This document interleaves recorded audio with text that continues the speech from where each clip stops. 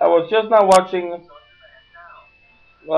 documentary by the same person who made the documentary called "To Precise Me," but this one was on our political situation at the moment with Al Qaeda and such.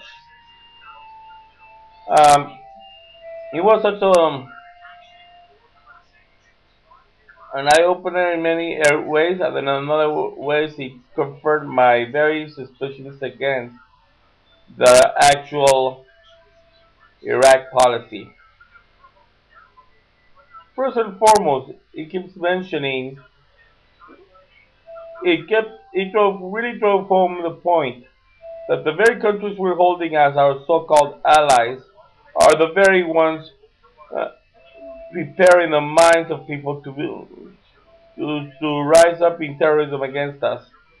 Case in point, Saudi Arabia.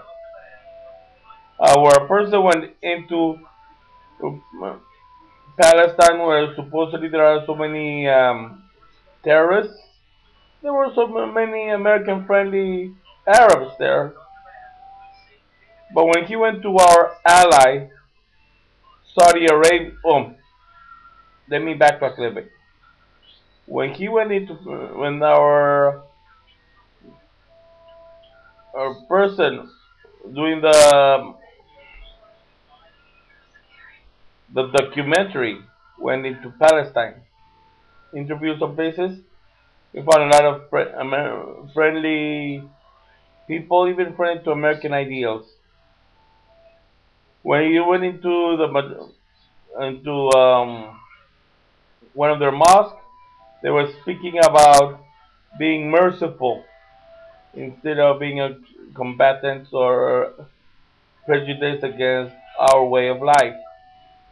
But as soon as he went into Saudi Arabia, which is one of our so-called allies there, the first thing they found was that everything in Saudi Arabia seems to be revolving pro-terrorism.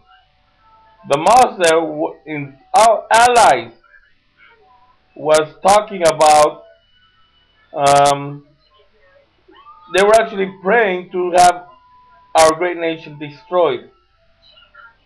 Our great nation. So then they will start talking about whether there was any separation of church and state.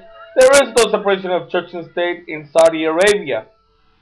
So our great ally, the Sheikh of Saudi Arabia, is also a religious leader governing a group of a religious body praying for the destruction of America. What kind of allies has Bush gotten?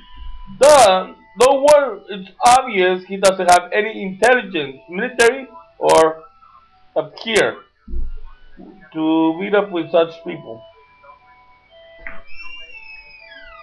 Furthermore, another thing that I learned from there, or actually, there was a big eye opener during the documentary.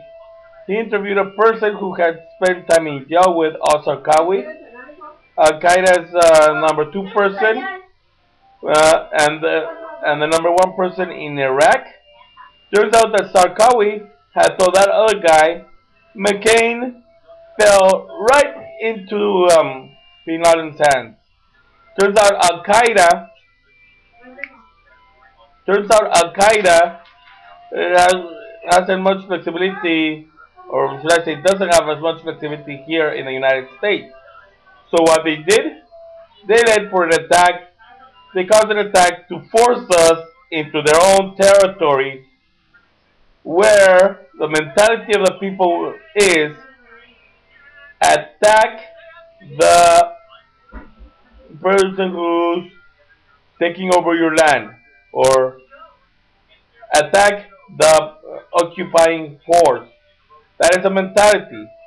So, our idiotic President Bush and the idiotic candidate to the presidency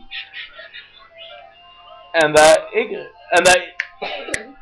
and the ignorance of Sarah Palin are all playing us right into the hands of Al Qaeda, pulling us out in the open to be attacked by them. No wonder all these people are losing.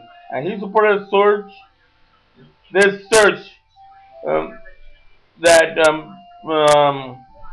McCain pushed for, and that Palin is supporting, and that McCain so deceptively claims to be winning. It's really these jerks really are all letting themselves be played by the strings of Bin Laden to be able to destroy our nation. Open your eyes, McCain. Your policies and Bush's policies have already given victory to the terrorists. Our economy is in shambles. Our nation is in shambles. It is. It was a big wow. Turns out that also the very reason why we haven't found Bin Laden is because of you cowards running the White House, and because of another coward who is also planning to go into the White House, pushing 9 times out of 10 along with that coward who's leaving the White House, and referring to Bush and McCain. Yes, they're such big cowards that instead of going up and fighting the real issues, they go up barking the wrong tree in Iraq. Because when you go, when that person who was pursuing and Bin Laden in his documentary got close in Peshawar, Pakistan, there was a big note on the door. Warning. No foreigners allowed past this point. The guy took 2 steps back and called out, "This is not worth it." This is after he's had some of our finest watching his back in many other places. Cowards! You want Bin Laden? Go into Iraq, into Pakistan, and leave Iraq alone. Leave Iraq to its citizens. Let them fend for themselves. Now, um, McCain also expressed um, that cowering attitude in his in one of his debates. Oh, you don't say you're gonna attack them. Don't say you're gonna attack Pakistan. Please. Speak softly, or carry a big stick. Yeah, coward. Speak softly. What? You're too much of a coward?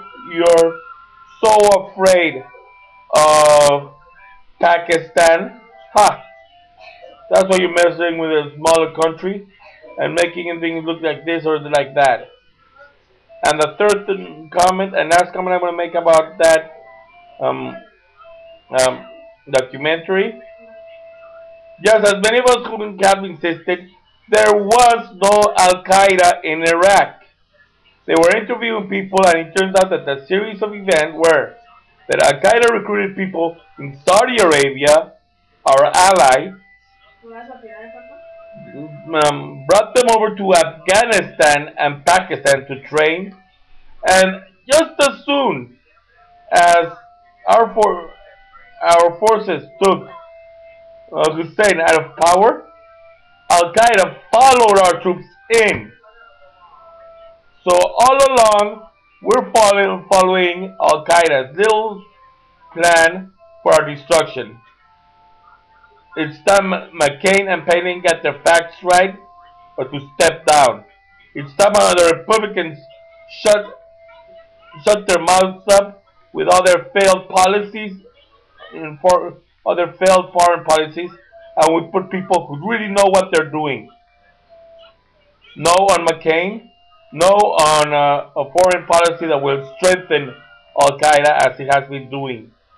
No on a policy that turns out to be nothing else than us falling into Bin Laden's traps. Yes, on Obama, a person who actually knows what he is doing.